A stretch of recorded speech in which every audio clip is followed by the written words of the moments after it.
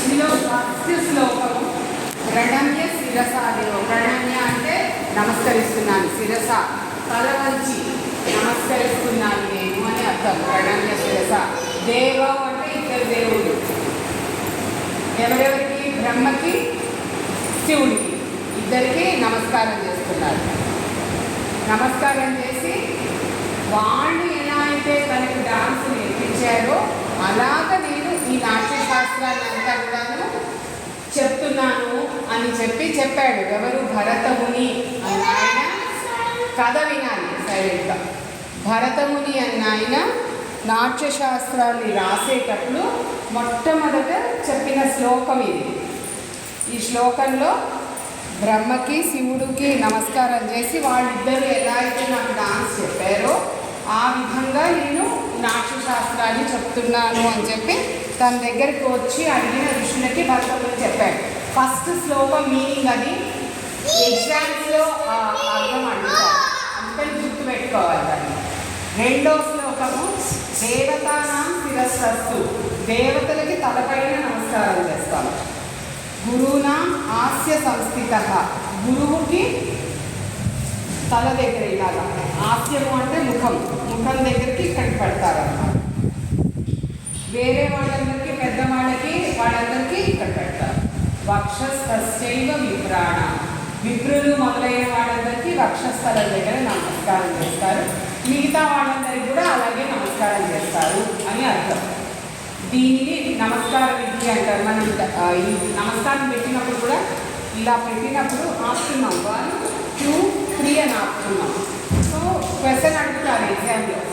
Question అడిగినప్పుడు తల పైన ఎవరికి పెట్టారంటే దేవతలకి, తల దగ్గర ఎవరు పెట్టారు అంటే గురువుకి, కింద అందరూ పెద్దవాళ్ళు, ఎల్డర్స్, పేరెంట్స్, ఆడియన్స్ అందరూ. ఇది మీనింగ్ దాన్ని. రెండోది భూమి. మూడో శ్లోకమేమో భూమి గురించి, విష్ణుపత్ని అని చెప్తున్నాను కదా. భూదేవిని విష్ణువు యొక్క భార్య అని అంటారు. అది ఆవిడలో అనేక రత్నాలు అవన్నీ ఉన్నాయి. అటువంటి నమస్కారం అని ఒకటి. ఆవిడ స్తోత్రం చేశాక మనం భూమి మీద ఇట్లా కొట్టి నాట్యం మనుష్య భూదేవి పాదం క్షమిస్తుంది. పాదం అంటే కాలు, కాలుతో మేము కొడతాము, మమ్మల్ని క్షమించు, మేము డాన్స్ చేస్తున్నాము అని అర్థం. సముద్ర వసతి. సముద్రం అంటే తెలుసు కదా మీ అందరికీ, ఓషన్ తెలుసు కదా. వసనే అంటే అదే చీరట అమ్మవారికి.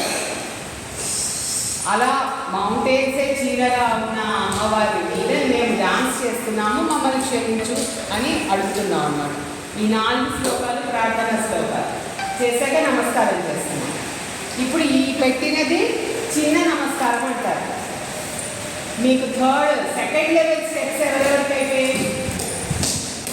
ఐటమ్స్లోకి వచ్చిన వాళ్ళు సెకండ్ లెవెల్ స్టెప్స్, వాళ్ళు పెద్ద నమస్కారం ఇలాగ కైత కిడతక తెలుసు కదా, హ్యాండ్ ఇది ఓన్లీ వాడికి మా లెవెల్ వాడికి నీ కూడా అయిపోయింది కదా.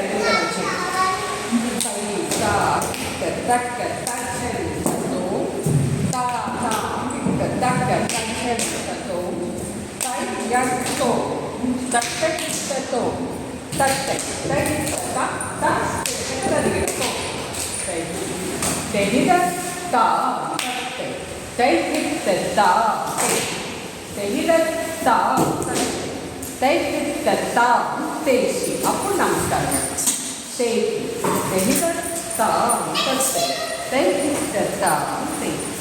ఇది అప్పుడు పెట్టామండి. జతి చేశాక పెట్టాలి, దాన్ని పెద్ద నమస్కారం అంటారు. ఈ వెనకటి వెళ్ళక్కడ లేకుండా కూడా ఇమీడియట్గా చేస్తాం.